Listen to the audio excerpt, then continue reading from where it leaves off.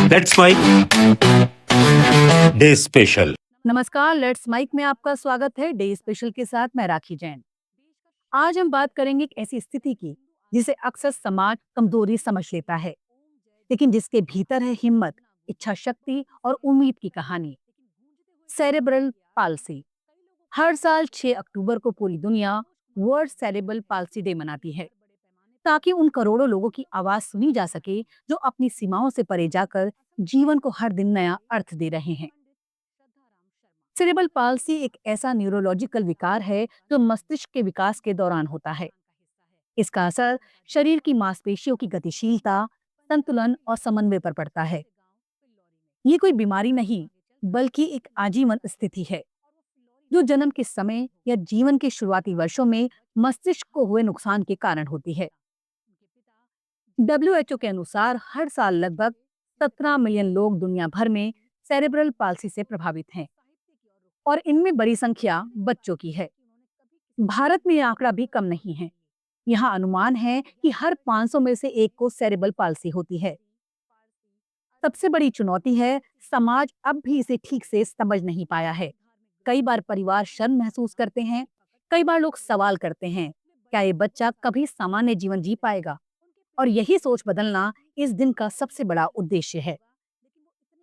विश्व cerebral palsy दिवस की शुरुआत 2012 में अमेरिका ने की थी। इसका मकसद था एक वैश्विक मंच बनाना, जहां मरीज, परिवार, डॉक्टर, शोधकर्ता और सामाजिक कार्यकर्ता मिलकर उनके अधिकारों, शिक्षा, रोजगार और जीवन की गुणवत्ता पर बात करें। हर साल इस दिन की एक थीम होती है। थीम अलग होती है, लेकिन भावना एक ही है: इंक्लूजन, अवेयरनेस एंड एक्शन। यानी हर व्यक्ति को समान अवसर मिले, समझ बढ़े और व्यवस्था में बदलाव आए। सेरेब्रल पाल्सी के कई प्रकार हैं। कुछ लोगों में ये चलने फिरने को प्रभावित करता है, कुछ में बोलने या लिखने की क्षमता को, लेकिन ये व्यक्ति की बुद्धिमत्ता को कम नहीं करता। कई ऐसे उदाहरण हैं जिन्होंने दुनिया को ये साबित किया कि सीमाएं शरीर में होती हैं, सोच में नहीं। भारत की मालविका अय्यर, जिन्होंने एक दुर्घटना में हाथ गंवाए लेकिन फिर भी अपनी पढ़ाई पूरी की और संयुक्त राष्ट्र में स्पीकर बनी। ऐसी कहानियां हमें बताती हैं कि विकलांगता नहीं, दृढ़ता असली पहचान है। इस दिवस का एक और महत्वपूर्ण उद्देश्य है एक्सेसिबिलिटी और रिहैब करना। भारत में आज भी लाखों बच्चे ऐसे हैं जिन्हें फिजियोथेरेपी, स्पीच थेरेपी या ऑक्यूपेशनल ट्रेनिंग की जरूरत है। कई ग्रामीण इलाकों में ना तो विशेषज्ञ हैं और ना ही सुविधाएं। माता पिता को ये नहीं बताया जाता कि सही समय पर थेरेपी और एक्सरसाइज से बच्चे का जीवन काफी सुधर सकता है। कई बार लोग इसे जादू टोना या कर्मों का फल कहकर इलाज को नजरअंदाज कर देते हैं। यही अज्ञानता असली समस्या है और इसी अंधेरे में ये दिन जागरूकता की लौ बनकर जलता है।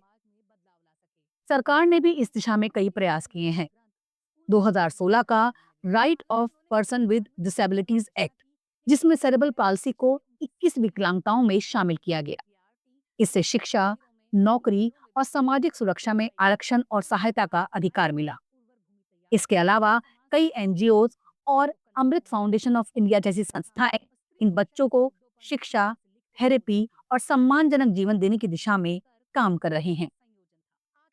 लेकिन कानून या नीति से ज्यादा जरूरी है समाज का दृष्टिकोण बदलना, क्योंकि विकलांगता सबसे पहले हमारी सोच में होती है। हमें ये स्वीकार करना होगा कि हर व्यक्ति अलग है और अलग होना किसी कमी की निशानी नहीं। सेरेब्रल पाल्सी वाले बच्चों को सहानुभूति नहीं, सम्मान और अवसर चाहिए। डॉक्टरों का कहना है कि सेरेब्रल पाल्सी का कोई इलाज नहीं है, लेकिन अर्ली डायग्नोस और राइट थेरेपी से जीवन बहुत बेहतर हो सकता है। यदि समाज, सरकार और परिवार तीनों मिलकर काम करें तो स्थिति अभिशाप नहीं, बल्कि किसी के लिए प्रेरणा बन सकती है। आप सुन रहे थे लेट्स माइक की विशेष प्रस्तुति।